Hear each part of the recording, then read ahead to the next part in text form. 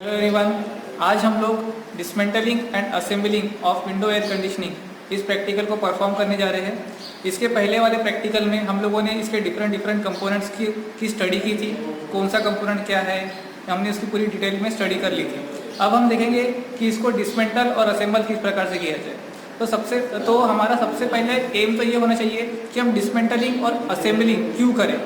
तो डिसमेंटलिंग और असेंबली हमें तभी करना पड़ेगा, मान लीजिए आपके एयर कंडीशनिंग में कुछ तो भी प्रॉब्लम आ गई है, आपका एयर कंडीशनर बराबर से काम नहीं कर रहा है, तो आपको क्या करना पड़ेगा, इसको पूरा डिसमेंटल करना पड़ेगा और उसमें जो भी उसमें खराबी होगी आप उसको सुधार के आप उसको वापस से असेंबल करेंगे।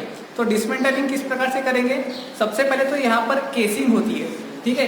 ये जो केसिंग है आपको पूरा निकालना पड़ेगा with the help of screw driver, ठीक है।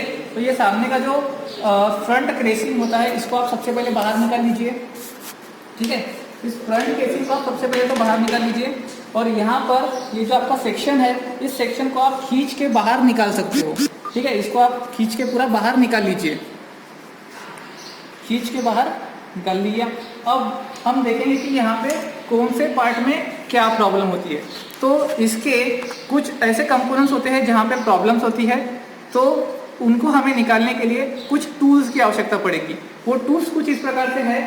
सबसे पहले तो आपका ये है ओपन डी स्पैनर, उसके बाद में ये है आपके रिंग स्पैनर, ये है आपका adjustable spanner, screw driver and ये लगेगा आपको ये रहा आपका ट्यूब कटर, ठीक है। तो सबसे पहले तो हम देखते हैं कि सबसे मेन कंपोनेंट आपका जो कंप्रेसर है, अगर कंप्रेसर में कुछ गड़बड़ी आ गई तो इसमें गड़बड़ी किस प्रकार से आ सकती है, इसमें गड़बड़ी इस प्रकार से आ सकती है कि इसकी वाइंडिंग जल सकती है, या फिर इसमें पंपिंग डाउन हो सकता है। पंपिंग डाउन यानी इसका प्रेशर लॉस हो सकता है, या फिर इसकी बॉडी शॉर्ट हो सकती है, या फिर आपका कंप्रेसर जो है वो जाम हो सकता है। अगर ऐसी कुछ भी प्रॉब्लम आती है तो आपको क्या करना पड़ेगा, कंप्रेसर को बाहर निकालना पड़ेगा उसको रिपेयर करने के लिए या फिर रिप्लेस करने के लिए। तो इसको बाहर किस प्रकार से निकाला जाए, बाहर निकालने के लिए आपको सबसे पहले तो आपको ये स्पैनर लेते हुए आपको यहाँ पर जो स्क्रू है इसको सबसे पहले ओपन करना पड़ेगा। ओपन करने के बाद में यहाँ पे SRC पिन्स होती है, इस SRC पिन्स को आपको बाहर निकालना पड़ेगा। उसके बाद आपको यहाँ पर जो दो लाइन्स है, सक्शन लाइन और डिस्चार्ज लाइन, इनको कट करते हुए बाहर निकालना पड़ेगा। इसको कट कैसे करेंगे, आपका जो कटर है, ठीक है, इस कटर को आपको सबसे पहले सक्शन लाइन में फंसाना पड़ेगा।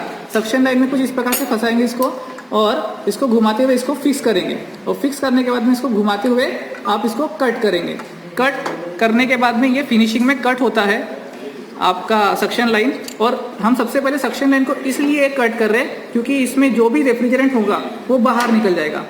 रेफ्रिजरेंट बाहर निकलते समय सबसे पहले आपको अपने ये प्रिकॉशन लेना है कि वो आपके आंखों में ना जाए, ठीक है। एक स्पेसिफिक दूरी बनाते हुए आपको उसको हैंडल करना है। उसके बाद आप इस डिस्चार्ज लाइन को कट करेंगे।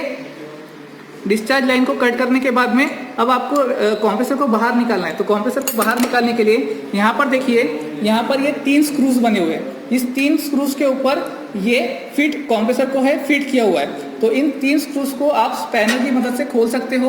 कोई भी स्पैनर का यूज कर सकते हो आप लोग। इन स्पैनर की मदद से आप इसको खोल सकते हो और खोलने के बाद आप अपने कंप्रेसर को बाहर निकाल लीजिए। कंप्रेसर को बाहर निकालने के बाद उसमें जो भी प्रॉब्लम है आप उसको रिपेयर कर लीजिए। अगर रिपेयर हो सकता है तो कर लीजिए, अदरवाइज आप उसको रिप्लेस कर सकते हो।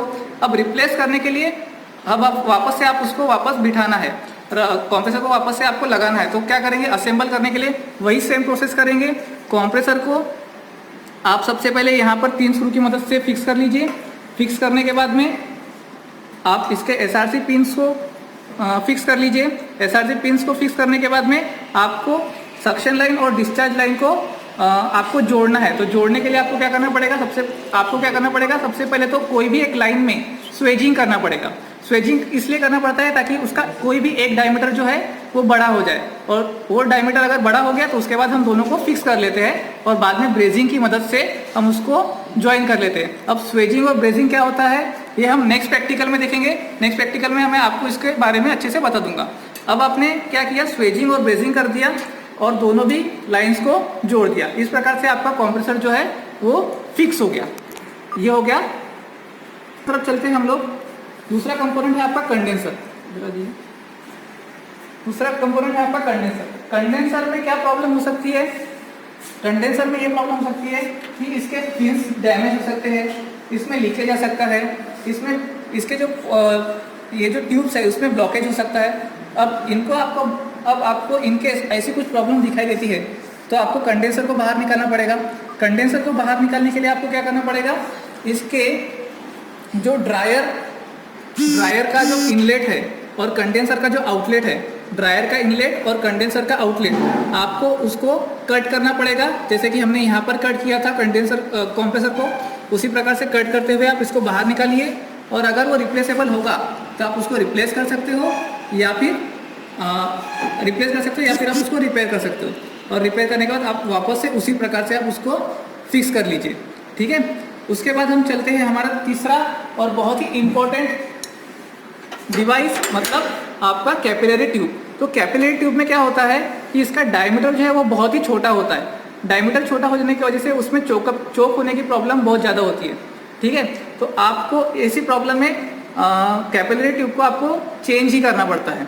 तो आपको अगर इसको चेंज करना है और आपको इसको खोलना है तो आप क्या करेंगे कि कैपिलरी ट्यूब का इनलेट और इवेपोरेटर का आउटलेट, इनलेट पॉइंट ये वाला और आउटलेट पॉइंट यहाँ पे, ये जो आउटलेट पॉइंट है, इन दोनों को आप लोग क्या करोगे, कट करोगे by means of cutter and then आप इसको रिप्लेस करोगे।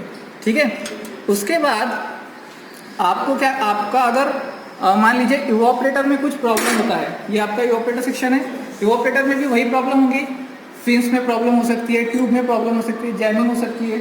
तो आपको इसको अगर खोलना है तो आप क्या करोगे, इवेपोरेटर का इनलेट और इवेपोरेटर के आउटलेट को आप कट करोगे, आप उसको ओपन करोगे, बाहर निकाल लोगे और अगर वो रिपेयरेबल है तो आप उसको रिपेयर कर सकते हो या फिर आप उसको चेंज करके वापस से उसमें असेंबल कर सकते हो।